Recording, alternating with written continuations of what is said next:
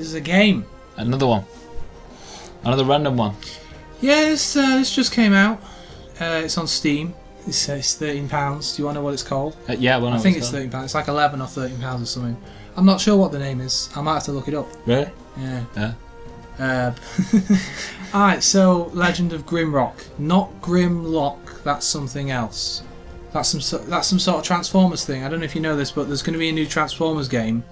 I know nothing about Transformers, but they released some footage of a character who's like a space T-Rex robot. He's called Grimlock. And then this game came out. It's Legend of Grimrock. And I did keep saying Grimlock to myself because it rolls off the tongue a lot easier than Grimrock. But this is Grimrock. I'll start a new game so you can see what it's all about. There's not a lot of story in this, more just setup. Let's see. Yep, here we go. So what exactly is? Well, you'll see. You'll see. All right. So they've got a little space here for like future expansions. You know, it's like picking a module in Neverwinter Nights or something. Normal, blah blah blah. Old school mode. You rely a lot on your map in this game, and with old school mode you can choose to draw the map out yourself on paper if you want to do that. I don't want to do that. And yeah, basically you are a party of 4 prisoners who have been convicted of something. I think it's treason or something, and I have to hit space.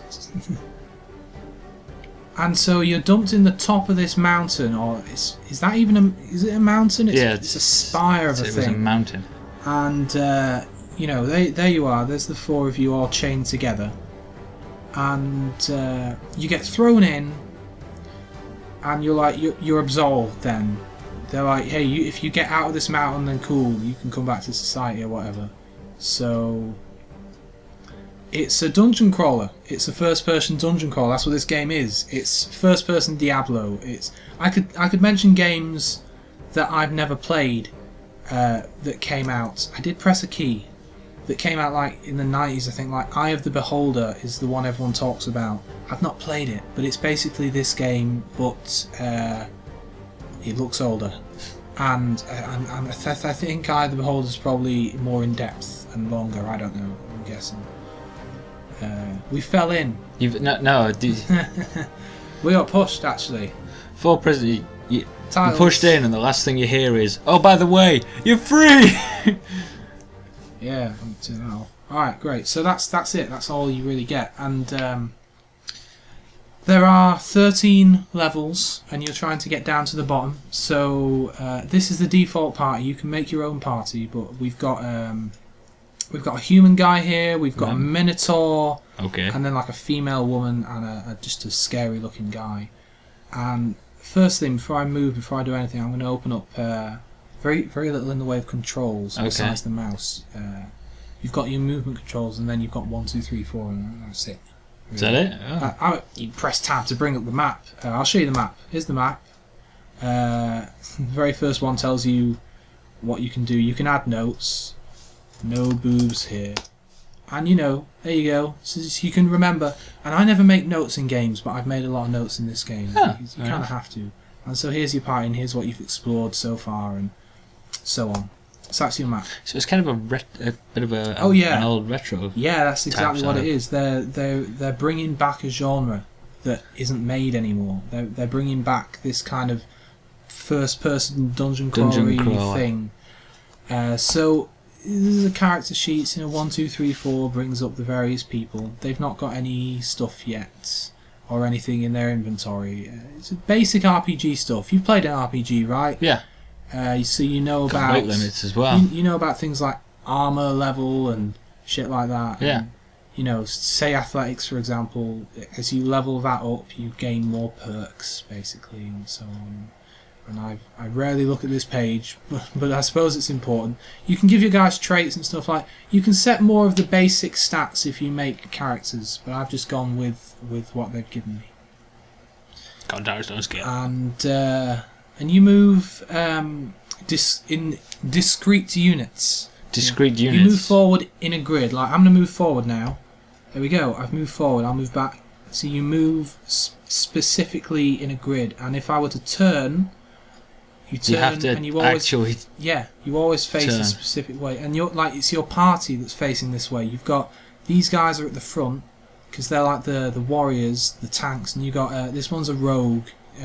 And this one's a mage. Ah. You can move them around if you want, which I didn't figure out for ages and never did, because why would Just you want to click move it your and weak drag it, people? Well, why do you want to move the people who get killed really easily to the front? So yeah, so you move around like this, and you can strafe to the side and stuff, and that's a lot of what this combat is about in this game. Is strafing and going around guys and trying to hit them from the side or the back or not get hit. Writing on the wall. Oh, you take torches and... Yeah, you need torches. It gets pretty dark. I mean, look at how dark it is over there. So your guys can hold stuff. I'm going to give the torch to the mage, for example, because he doesn't need to hold anything else. And you occasionally get some like cryptic writing on the wall. You click it and it tells you stuff. And this isn't a puzzle, but you get a lot of clue to how to get out. This game is puzzles, just puzzles. So I'm not going to show you any more of this particular bit. That's the start. I'm pretty close to the end of this game. Maybe don't read the names of those saves. I have a lot of saves. Don't read them. Spoilers, I guess. Let's see. Let's just load a random one down here. Low health. So hungry. They have a cave troll. How about that one? Yeah, okay then. I don't remember. Like I'd make a lot of saves. It is like Sean Bean just appear out of nowhere and try and shut the door on you or something. It's funny. You Oh dear. There he is. They have a cave troll. So I'm here with horns. He's behind and the doorway. They can't open doors. I can open it. Like if I pull this lever here, the door will open. I don't want it open just yet. But I can show you these guys now. Like this guy's got a sword and a shield, and this guy's got like a mace and a shield. And she has some throwing things. Like she normally has some others. The great thing about the throwing things is you get them back when you kill the guy who you've been throwing them into. So I think she usually has some shurikens, but I think they're in him somewhere right now because he's a pretty tough bastard. There's food. Yeah. When your hunger level gets really low, like red, like hers is right now, a little kind of beef thing comes up there, and you can't regenerate health or regain stamina, mana when you rest, because you can rest in this game. You rest, you kind of go to sleep, and they regenerate stuff. And the troll's still there waiting for you. There are boxes. Wait, right click the boxes, and there's potions and things. And you wanna? I'll show potion making here. You got to use a mortar and pestle, and you take a flask. There are only so many of these in the game, You take one of your various herbs, like this one gives me a health potion. But the thing is, like, if you want to use it in combat, you can't. You have to open up the guy's inventory and click it. I don't think you can even put it down here. It's all usual RPG stuff right here. This guy, he's got a staff. Mm-hmm. You right click. You click on these things to attack. Right click is attack. I'm throwing information at you here. Okay. Right click is attack. So you would right click this, but with the mage, you right click and you get a grid of 3x3 and various things. Oh, is that because he's got a staff in his head? It's the spell for his staff. Yeah, and you have to hit these runes and you have to learn these spells and level up so that you're able to use them. So this, if I click those, this is a nothing because he doesn't have that spell yet. He will later on. All right. What is this? A spell? That's not a spell. The spell fizzles if it's not a spell. All right. Basic, straight, just no range fire spell right there. I forget all the other spells. I don't remember any of them now. Alright, that's quite a cool one. I'll show you this one because it's a nice one, but it's a ranged one. Like it'll keep going for a bit down the corridor. That's that's awesome. Yeah, so how are you gonna beat Mist? Well, what I do in this game, I do a lot of like guerrilla tactics of kind of going out, attacking and running away behind. I bring up my map. I don't have any notes on here yet, but I have a lot of notes. Way down, blah blah blah. Again, spoilery things, obviously. Oh, here's one. Safety room. Like, there's a door there. Nothing can get me in there. I know that I can always run back to there in a level and be safe. So to kill this guy, I would open this. I would start swiping. And this guy just died, right? He got hit twice and he died. Normally what I do here, normally what I would do is I'd open it, and then close it. Ooh, you know? That's that guy. He's dead. What else? What else? What else? Woo! How about that?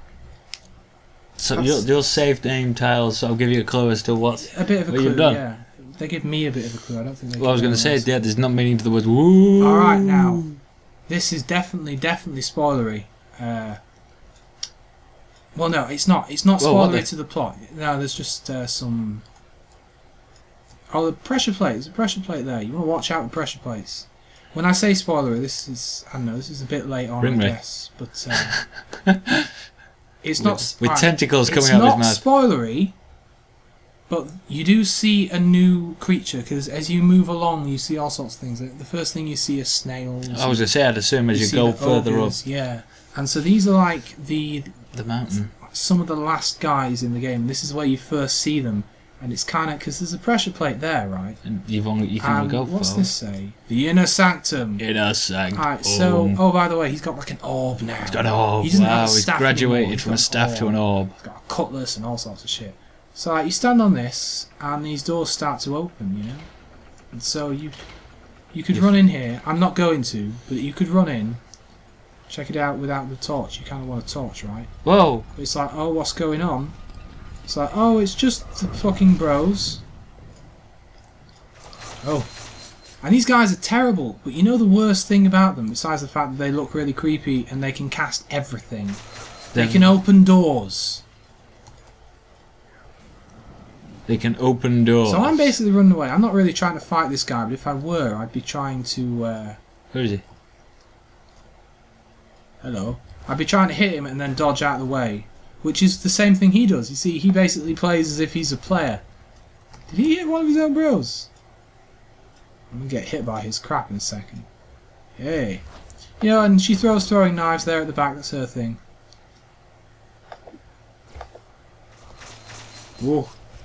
Hurts. I love the game over screen. I'll show you now. See, he's blocking me. I can't get past him. And that happens a lot.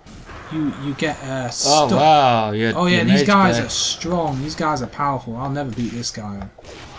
Oh, but I beat him. I'll never beat this guy. Oh, yeah, but look what happened to my party. This guy died. Yeah, he's dead. It's very rare that you can res guys as well. There are like these resurrection stones. Maybe there's like one per level, so there's about 10 or 13 of them. Why am I trying to melee a guy when I'm nowhere near him? So you try and get around them, but you know it's hard. Oh, missed. I'll go get those back. Pick them up automatically. Which is you can pick up your you get them back once you miss. Wow. You know, it's all about just trying to. I don't know what I was doing there. It's all about trying to avoid them hitting you, and one of the things about this particular enemy is that they don't get hurt for a little while. Like this guy's getting hurt now. Oh, buggery. Carrying around his own little light there. He's like, ah. So my whole party dies, and the game just stops, and it says game over, that's it. Usually it's with some sort of creature lunging at you, but that time I was dodging out of the way. Yeah. Game over. That's Grimrock. And the other thing is the plot. There isn't much of a plot, but now and then when you rest, you'll go into a kind of a dream with some text, and it's like someone psychically contacting you, and they're like, hey, what up? What up, man? How's it going? I'm at the bottom of the mountain. You should come and meet me here because I know the way out, but I can't get out on my own. So I don't even know what happens yet because I'm not at the bottom yet. I got stuck right near the end. Oh. Right near the end. This game is great, and it's pretty cheap, you know, and it looks like a good game. Yeah, and you can pick it up and you can put it down, you know, because it's not that intense. For an old type, leave it running in the corner. It's essentially a redo of a game, isn't it? Yeah, yeah. Redo of a genre. It looks like. Let's see some late game stuff. Let's see some late game stuff. Like I'm 12 hours in. I've figured it's about an hour or an hour and a bit per level. So if there's 13 levels, it's about a 13, 14 hour game, something like that. On normal, anyway. That's a decent size. I don't want to do a few hours a day. This is mad near the end of the game.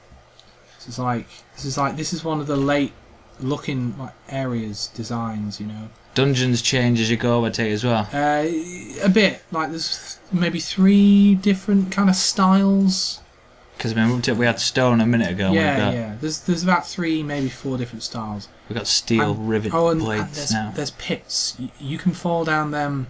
They don't kill you. You just go to the next level down. So if I fell down that, I'd get to like the last level. So if it's moving in the corner. Oh yeah, there's bros everywhere. This is right near. This is where I'm stuck. This is my latest save. You know, I'm just gonna literally just show you this, guys. Oh, what's going on there? Hello. Whoa, it's a centurion. I'm gonna hit this guy till I die, and then video over. You missed. I know I missed. I'm doing really badly. Like all my guys need food, so they can't regenerate health. Oh. Ha ha! He attacked his mates. Yeah, I'm just. Oh, can they? Jesus. So do they actually attack one another if he blocked a shot? No. It very rarely happens. Oh, you lost a guy. You lost another guy. I lose everybody. Come on. This is not going to end well. I mean, you think there's only one of those guys? There's fucking 4 of them, and all the other guys. Like. You lost the other one. As my last act, I will fall down the pit, which hurts a little bit. And because you didn't have a lot of health. There we go, right there. That's the last level. You can see it. There you go. This game's great. Buy it. You know. Almost Human. That's who brought it out. I think they're Finnish. I think they're little like Finnish indie developer guys. It's on Steam. Go and buy it with money. And you get a DRM free copy. So when you buy it on Steam, I think you get a code that you can use on their website, and you can download a copy that has no serial keys or anything like that. Obviously it's not for giving out to people, but it's just you don't have to be weighed down by limited number of installs or having to make a note of a serial key. You've just got it there, and they trust you to pay for it because it's a good game. So yeah. Fair enough. I'll stop this. How do I stop recording? It's F9. Fade out. Fade out. Credits.